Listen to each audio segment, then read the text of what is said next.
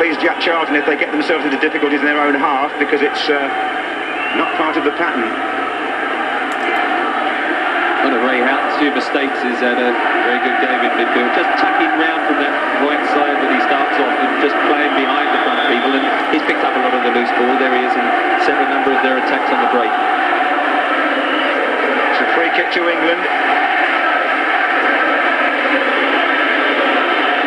Lineker, Beardsley and Barnes all pushed well onto their markers on the edge of the penalty area, expecting Pearce to deliver it long. Platt's backing them up here. There he is. But the Ireland defence is so well organised, very rarely lose their shape.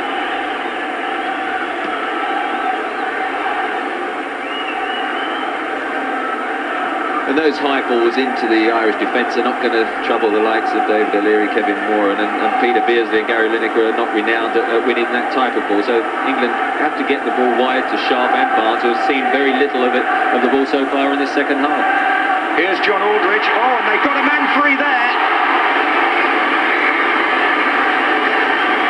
And Kevin Sheedy was the player who had the shot, and I would think if he sees this again, as we're able to do, he might feel he should have done better. It was his right foot, normally better on his left, and Seaman would be relieved, I would think, to see that go past the post from Sheedy. It was a good opportunity for Ireland.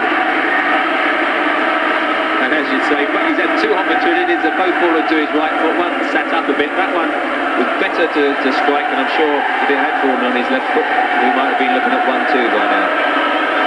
Another warning for England then, and the Irish supporters in good voice here. They feel their team has still got the upper hand, but here's right for England.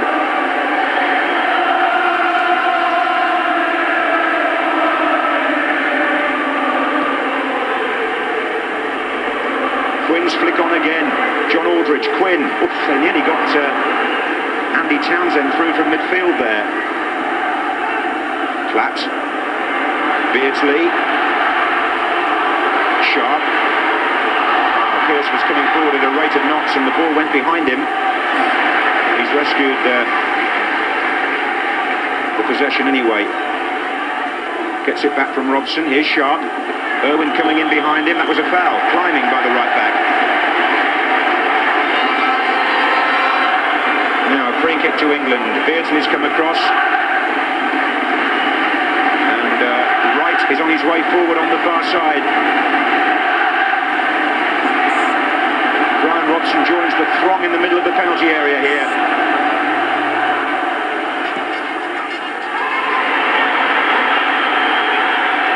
Flags up for offside, so it comes to nothing.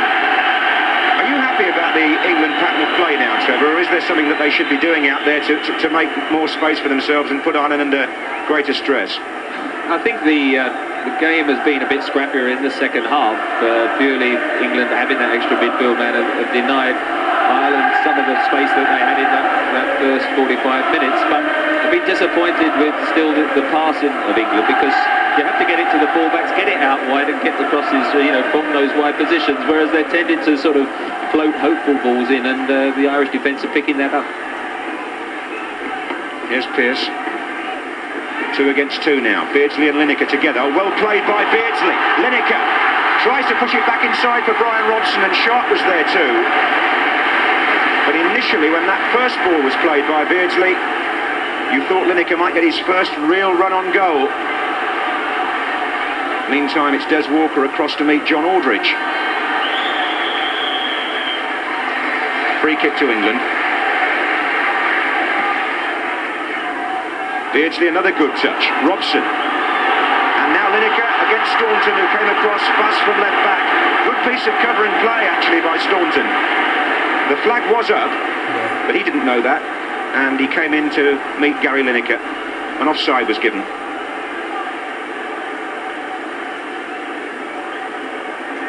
And again the target is big Niall Quinn. Aldridge.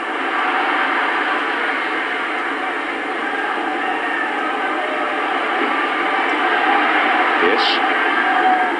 Oh, and Robson's giving it away to McGrath, who was a bit hurried because he held his head there, Paul McGrath, and he knew that a slightly better ball would have put either Quinn or Aldridge in a very threatening position. It was a let-off for Brian Robson, really.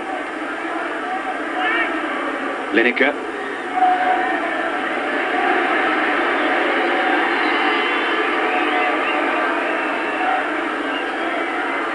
It's developing into another one of those duo struggles between these two teams, which seem to be par for the course whenever they meet. Here's Lee Sharp, though. Shakes off Irwin well.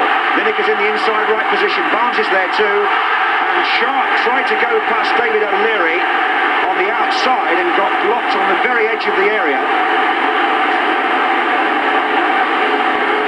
It's going to be a free kick. Sharp here, people thought perhaps he might go to the right. He tried to go to the left. I don't think he was actually going to go anywhere with it, but out of it comes a free kick in quite a good position for England. No Gascoigne to curl them here tonight, but the players nearest the ball at the moment are Pearce and Platt. These obviously will have been rehearsed in training.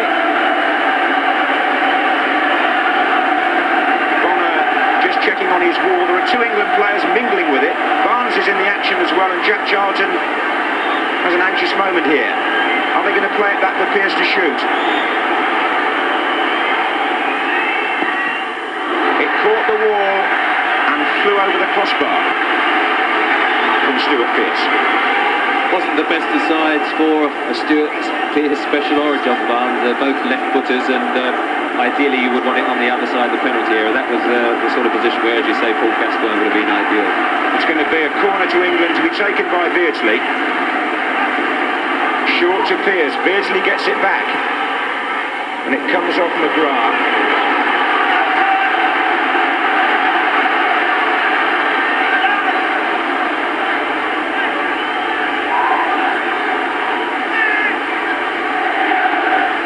Corner again. Brian Robson is in the middle there with David Platt and Mark Wright, all three waiting to come in now. And that was Robson, in fact, half away by Staunton. Then Dixon, now Beardsley. Barnes nearly there, but well cleared by McGrath. Here's Sheedy.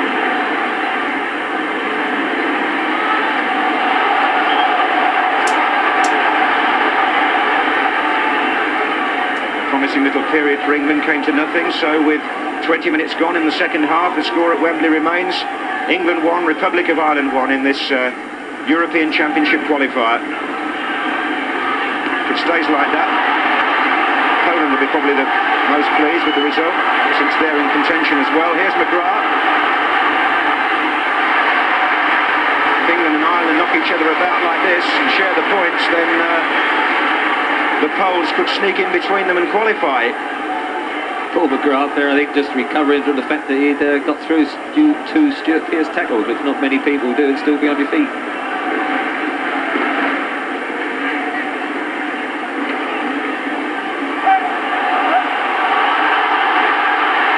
Bertie's not too happy about that. It looked to me as though it should have been an England throw, but anyway, it's been given to Ireland by the Swiss referee.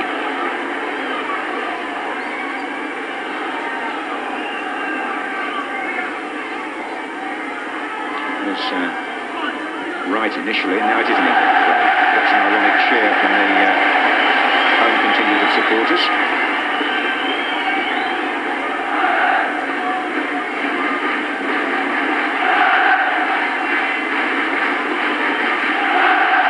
Platt.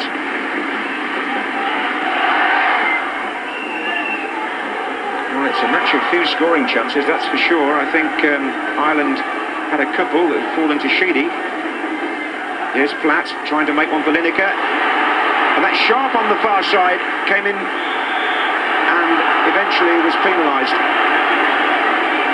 Well, coming to about halfway through the second half, I'd be thinking about perhaps Ian Wright, his pace, and giving him an opportunity. If you're going to bring us on your second substitute, you want to give him at least 20, 22 minutes. 2 or 3 of the England subs are warming up, but if there was one, I think the timing would be about right for the Palace striker. There he goes, just loosening up, I'm sure, eager as anyone to get onto that pitch. Well, it's Lineker on the pitch at the moment. There's been a switch by England. Barnes has come back to the left wing and Lee Sharp has gone to the right, which is where you saw him then. So England again do some fine-tuning to their system in an attempt to unhinge this solid-looking Ireland team.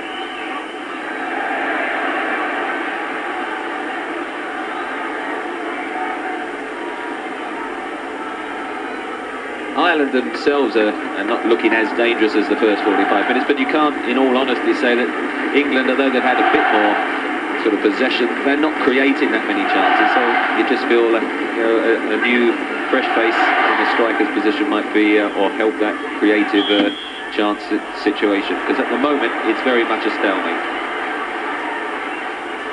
Well, you certainly called the previous substitution spot on well before it happened, so we'll see if Graham Taylor heeds that and brings on Ian Wright. It's a free kick in the meantime to Ireland, taken by Staunton, and that's Wright doing well in the air in the second half against Quinn compared to the first half. Here's Irwin throwing it back in though. Walker this time gets up well. Here's Sharp with Sheedy. Now it's Staunton. Clever play by Sheedy. Full Dixon, he's looking for Aldridge. Walker's stretching a bit, Wright comes over. Townsend. Corner to Ireland.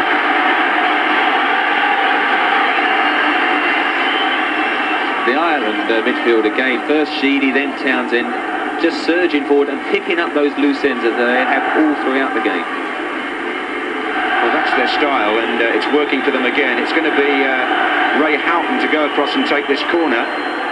He's got O'Leary in the 6-yard box here. Quinn jumping well, but there was enough around him, enough white shirts around him to make sure it didn't extend David Seaman. And there are 20 minutes left in this European Championship match. The score is 1-1, and Ireland are still full of hustle and bustle, refusing to let England develop their normal pattern of play. Look at that as an example. Barnes has to come back to try and help, and it's all very, very scrappy. This is McGrath. Goodness gracious, you really wouldn't think it was international football at times, but that was finally away by Pearce. Ireland have also got a hand to play if they wish from the bench. That's Tony Cascarino, who could come on and make the aerial battle even more pronounced.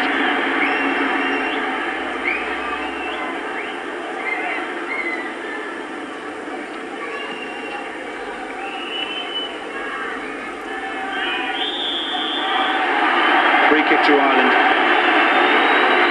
Walker with Aldridge, and so Niall Quinn again will be an obvious target here.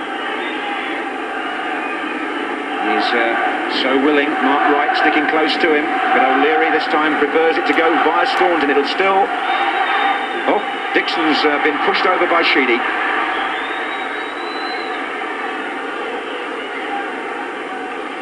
There's some movement over on the bench, and it's the usual switch by Jack Charlton. We saw a lot of this in the World Cup, where Aldridge, having run himself into the ground, is the player they normally bring off. And it looks very much as though he'll be replaced by Cascarino here. It's not the most glamorous of roles for John Aldridge, but he goes about it in an uncomplaining sort of way. This is Barnes. Dixon.